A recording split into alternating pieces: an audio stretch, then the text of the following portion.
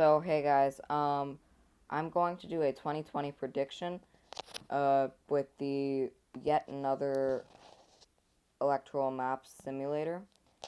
Um, so I'm gonna fill in the safe states for the Democrats first, and then I'm gonna fill in the safe states for the Republicans.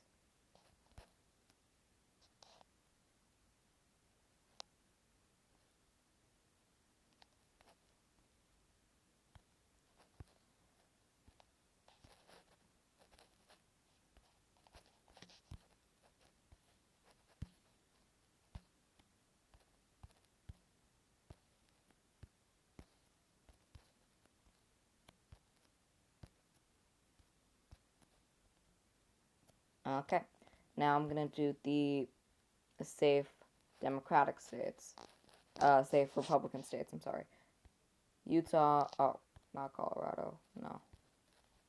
No. Utah,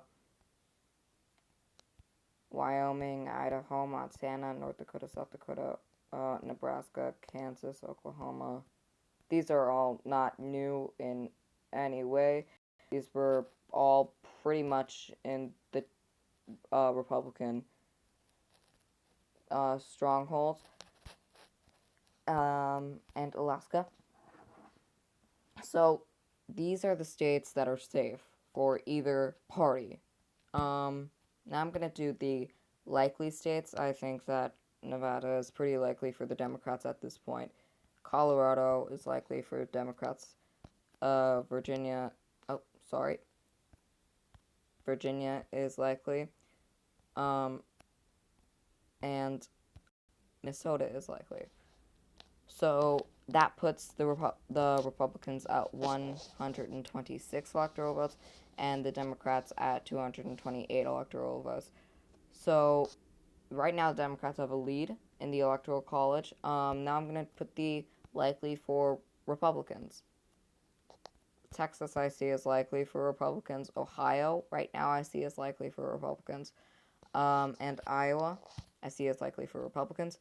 So that puts it at 228 to 188. Now I'm going to go to the lean states. So I'm going to first start in the Rust Belt. Michigan, I see as a lean state for Joe Biden just because of his relationship with the Rust Belt. Pennsylvania, obviously, that's his birth state. He's going to have some advantages there.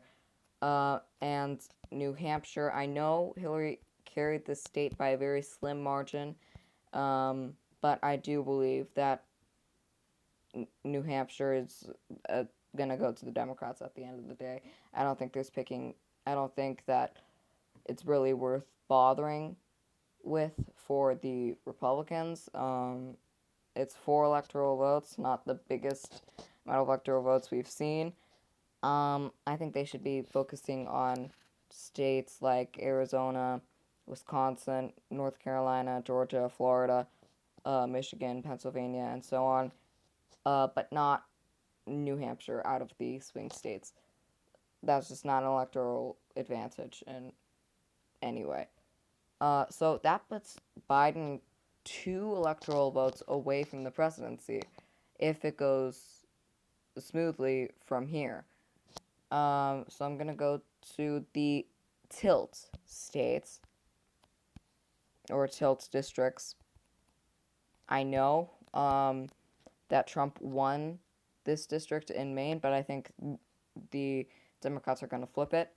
Um, Arizona, it's very likely, considering Arizona's past, that Democrats will get this state. Now that puts Democrats at 280 over the electoral uh, electoral votes needed to win the presidency. And Wisconsin, Joe Biden has a strong relationship with the Rust Belt. I'm gonna give Wisconsin to Joe Biden. I think he can pull that off.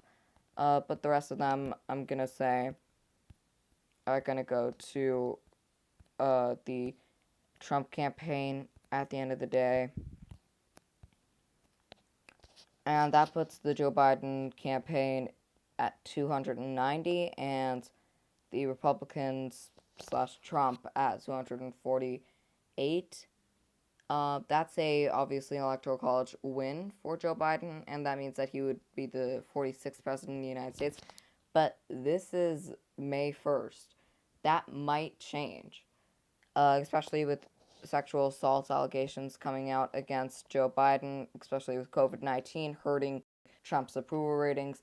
And he's obviously going to have to speak at press conferences and press briefings about this. So it's anyone's game right now. Right now, I see it leaning towards the Democrats right now because of just the economy falling. I mean, Trump was running on the economy, and now it's falling during his presidency. How is he going to counter that? COVID-19, his idiotic statement about disinfectants being inserted into your veins. That that was pretty dumb. I didn't like that statement. Obviously, a lot of the country didn't like it because his approval rating on COVID-19 really went down after that.